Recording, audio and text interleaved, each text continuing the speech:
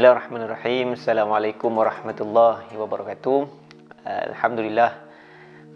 Wassalatu wassalamu ala asyrafil anbiya wal mursalin wa ala alihi wa sahbihi ajma'in. Sidang pendengar yang dirahmati Allah sekalian, alhamdulillah kita bertemu di dalam sesi berkongsi berkenaan dengan ilmu-ilmu di dalam Islam, insya-Allah. Baik, Islam itu adalah mudah, tidak susah. Namun demikian, kebanyakan daripada kita suka melebih-lebihkan apa yang ada di dalam amalan Islam, dalam ibadah dan sebagainya. Oleh disebabkan itu, maka apa saja yang kita lakukan di dalam pengamalan dan ibadah dalam Islam, perlulah kita mengikut garis panduan dan juga ilmu-ilmu yang telah ditentukan ataupun telah disenaraikan oleh para ulama yang terdahulu sebelum daripada kita. Tidak lain dan tidak bukan, apa yang telah dipandukan oleh ulama ini untuk supaya kita tidak terbabas daripada landasan syariat Islam, insya-Allah. Baik, kita sekarang bulan Rejab. Bila sebut saja pasal Rejab, banyak perkara akan timbul lah. Masuk bulan Rejab, akan banyak-banyaklah akan naik. Masuk bulan Ramadan, banyaklah orang akan keluar. Macam-macam hadis dan sebagainya. Jadi macam mana kita nak buat? Macam mana kita nak ikut? Ada orang kata banyak hadis palsu, mana hadis yang betulnya sahih dan sebagainya. Jadi nak ikut yang mana satu? Jadi suka saya untuk mengajak tuan-tuan dan perempuan yang berada di sana untuk kita melihat bagaimana ulama telah menggariskan panduan supaya kita tidak terbabas daripada syariat Islam. Apa ulama dahulu telah menetapkan? Mereka menetapkan kaedah-kaedah fiqh, yang mana kaedah fiqh ini akan memudahkan kita untuk mengamalkan ibadah dan juga syariat-syariat yang telah ditentukan oleh Allah Ta'ala melalui Al-Quran dan juga Sunnah. Jadi apa dia?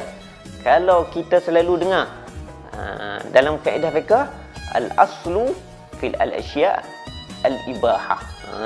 Apa dia maksud dia? Maksud dia ialah asal kepada semua apa benda yang kita buat di dalam amalan kita dalam perkara biasa ni adalah harus. Asal al-aslu al-asya' fil al-asya' al-ibahah.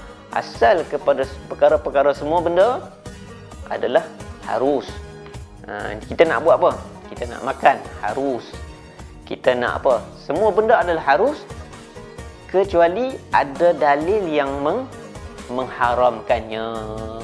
Jadi kita nak buat apa? Buatlah apa benda pun dalam dunia ni. Bila masuk Islam, buatlah apa-apa benda-benda pun, kecuali ada dalil yang mengharamkan dia. Apa dia? Apa yang dalil mengharamkan? Kita boleh makan apa benda pun nak makan, kecuali ada dalil yang mengharamkan. Apa dia? Tak boleh makan daging khinzir, tak boleh makan daging tak sembelih, tak boleh makan daging daging-daging yang bangkai dan sebagainya. Jadi ada dalil berkenaan dengan makanan yang tak boleh makan tadi. Tapi asal kepada hukum makan adalah boleh belaka makan. Itu kaedah fiqh yang pertama. Jadi apa kaitan dengan Rejab? Apa kaitan dengan bulan-bulan ni? Bila masuk saja bulan Rejab, benda apa yang paling banyak sekali orang bincang? Apa dia? Ialah tak lain dan tak bukan ibadat. Jadi dalam perkara ibadat. Jadi para ulama telah menggariskan panduan dalam kaedah fiqh berkenaan ibadat? Apa dia? Salah satunya ialah al-aslu fil ibadat al-tahrim. Asal kepada sesuatu ibadat adalah diharamkan. Jadi kaedah fiqh ni ulama dahulu telah menetapkan bahawa kita nak melakukan sesuatu ibadat perlu mengikut kepada kaedah ataupun formula. Jadi kalau orang belajar engineering, dia nak menyelesaikan masalah, dia kena ikut formula. Dalam Islam, dalam syariat Islam, ulama menetapkan qawaid fiqhiyah, kaedah fiqh, kaedah untuk kita ikut syariat. Dalam ibadat Apa dia ada? Al-aslu fil ibadat at-tahrim. Asal kepada ibadat adalah diharamkan. Jadi kita tak boleh nak buat apa? Tak boleh nak mandai-mandai dalam perkara ibadat. Kecuali yang didalilkan dalam Al-Quran dan juga hadis ataupun sunnah. Jadi dalam bulan Rejab, bila timbul saja bulan Rejab, akan adalah keluar hadis-hadis, keluarlah dalil-dalil yang pelbagai berkenaan dengan kelebihan bulan Rejab. Nak kena puasa ke, tak puasa ke, solat seperti mana solat apa, puasa sehari seperti mana puasa setahun, puasa 7 hari seperti mana puasa seperti menghapuskan dosa, puasa 10 hari seperti mana boleh dikabulkan segala permintaan.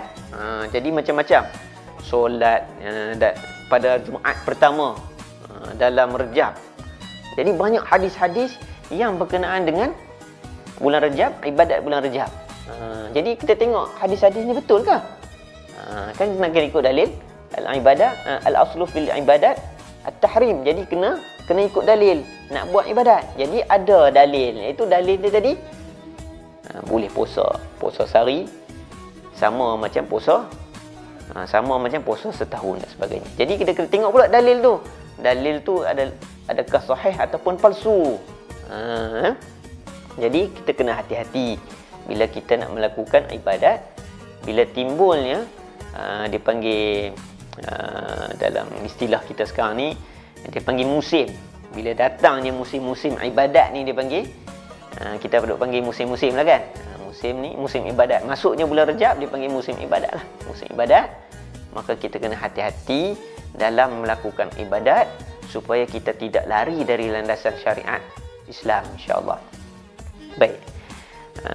Jadi bulan Rejab ni kenapa bila masuk bulan Rejab ni kita kena buat ibadat? Kerana apa? Kerana bulan Rejab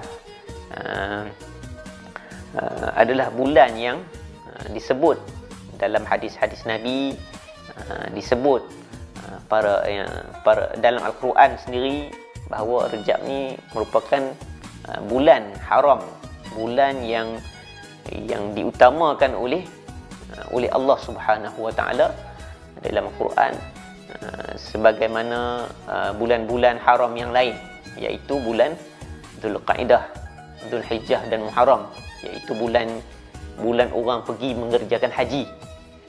Dan satu lagi bulan yang bulan haram ni yang diutamakan oleh Allah ialah bulan Rejab ni. Ya. Baik. Apa lagi nak tahu ni? Apa lagi? Jadi dalam hadis Nabi, kenapa bulan Rejab ni menjadi bulan yang utama? Kerana Nabi ketika mana datang bulan Rejab, Nabi akan membaca doa. Apa doa dia? Nabi akan sebut, Allahumma barik lana fi Rajab wa ballighna. Macam mana? Allahumma barik lana fi Rajab wa Sya'ban wa ballighna Ramadan. Doa tu, doa Nabi, hadis sahih. Nabi kata, ya Allah, sampaikanlah, barik lana, berkatilah kami di dalam bulan Rejab dan juga Sya'ban, dan sampaikanlah kami ke bulan Ramadan. Jadi hadis ni menunjukkan bahawa pentingnya bulan Rejab sebagai bulan ibadah selain daripada bulan Sya'ban dan Ramadan. Dan kita nak lakukan ibadah pada bulan-bulan ibadah ini, masuk bulan Rejab ni kan. Jadi kita kena hati-hati melakukan ibadah, kena tengok hadis-hadis ataupun dalil yang kita lakukan berkenaan ibadah tersebut adalah dalil tu adakah dalil sahih ataupun palsu. Wallahu a'lam.